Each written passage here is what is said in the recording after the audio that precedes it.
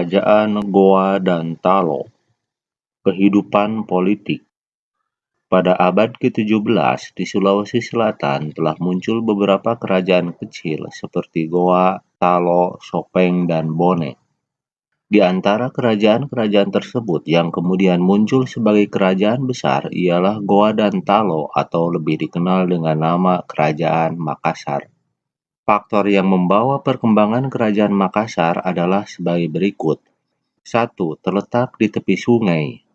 2. Letak Makassar yang sangat strategis dalam lalu lintas perdagangan antara Malaka dan Maluku. 3. Jatuhnya Malaka ke tangan Portugis pada tahun 1511. 4.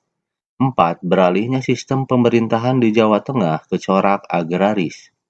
Pada tahun 1605, penguasa dari kerajaan kembar Goa dan Talo memeluk agama Islam. Raja Talo bernama Karaeng Mataoya yang bergelar Sultan Abdullah dengan julukan Awalul Islam, dan Raja Goa bernama Daeng Manrabia dengan gelar Sultan Alauddin. Kerajaan Goa Talo berkembang di bawah pemerintahan Muhammad Said pada tahun 1639 sampai 1653. Puncak kejayaan pada masa pemerintahan Sultan Hasanuddin dari tahun 1654 sampai 1670. Sultan Hasanuddin mendapat julukan ayam jantan dari timur karena keberaniannya menentang monopoli Belanda. Usaha-usaha penetrasi kekuasaan terhadap Makassar dilakukan oleh VOC dalam rangka melaksanakan politik monopoli perdagangan. Hubungan Makassar-VOC yang semula baik kemudian retak dan akhirnya menjadi permusuhan. Pertempuran besar meletus pada tahun 1666 ketika Makassar di bawah pemerintahan Sultan Hasanuddin. Dalam pertempuran ini, VOC di bawah pimpinan Spilman berkoalisi dengan Kapten Jonker dari Ambon dan Aru Palaka, Raja Bone.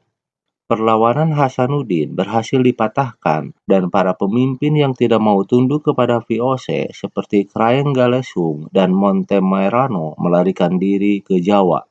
Sultan Hasanuddin dipaksa menandatangani perjanjian Bongaya pada tanggal 18 November 1667. Isi perjanjian Bongaya sangat merugikan rakyat Makassar. Isinya seperti berikut ini. 1. Wilayah Makassar terbatas pada Goa. Wilayah Bone dikembalikan kepada Aru Palaka. 2. Kapal Makassar dilarang berlayar tanpa seizin VOC. 3. Makassar tertutup untuk semua bangsa kecuali VOC dengan hak monopolinya. 4. Semua benteng harus dihancurkan kecuali 1, yakni Benteng Ujung Pandang, yang kemudian namanya diganti menjadi Benteng Rotterdam. 5. Makassar harus mengganti kerugian perang sebesar Rp250.000. Kehidupan ekonomi. Untuk menunjang Makassar sebagai pelabuhan transit dan untuk mencukupi berbagai kebutuhan, maka Kerajaan Makassar menguasai daerah-daerah sekitarnya seperti Kerajaan Bone, Pulau Selayar, Buton, Lombok, dan Sumbawa di Nusa Tenggara Barat. Makassar berkembang sebagai pelabuhan internasional. Banyak pedagang asing seperti Portugis, Inggris, dan Denmark berdagang di Makassar. Dengan jenis perahu-perahunya seperti pinisi dan lambo, pedagang Makassar memegang peranan penting dalam perdagangan di Indonesia. Untuk mengatur pelayaran dan perniagaan dalam wilayahnya, maka disusunlah hukum niaga dan perniagaan, yang disebut Ade Alopioping Bisarance Pabalue, dan sebuah naskah lontar karya Amanagapa. Kehidupan sosial budaya.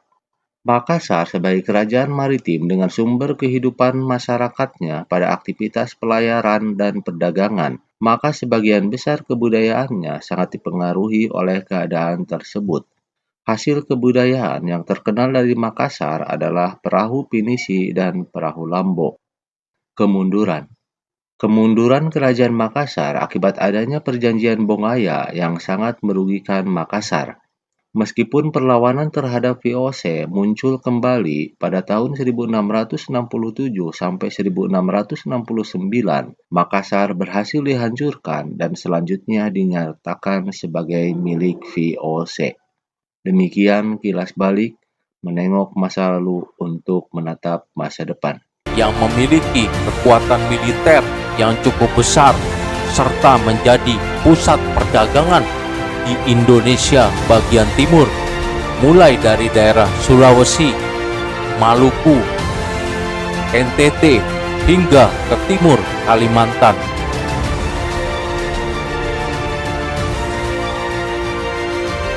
Masyarakat Goa kebanyakan merupakan nelayan dan pedagang. Karena daerah Goa ini terletak di pesisir pantai dan menjadi salah satu jalur perdagangan laut yang cukup strategis yang dilalui oleh para pedagang dari berbagai negeri.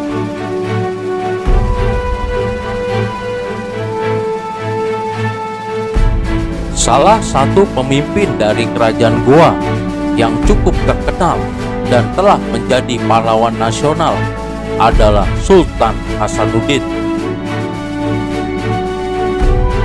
Sultan Hasanuddin menjadi pemimpin Goa yang adil, bijaksana, dan berani.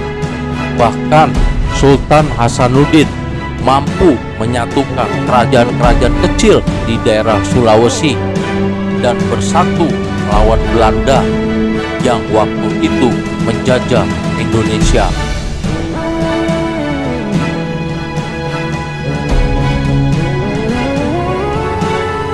Kerajaan Goa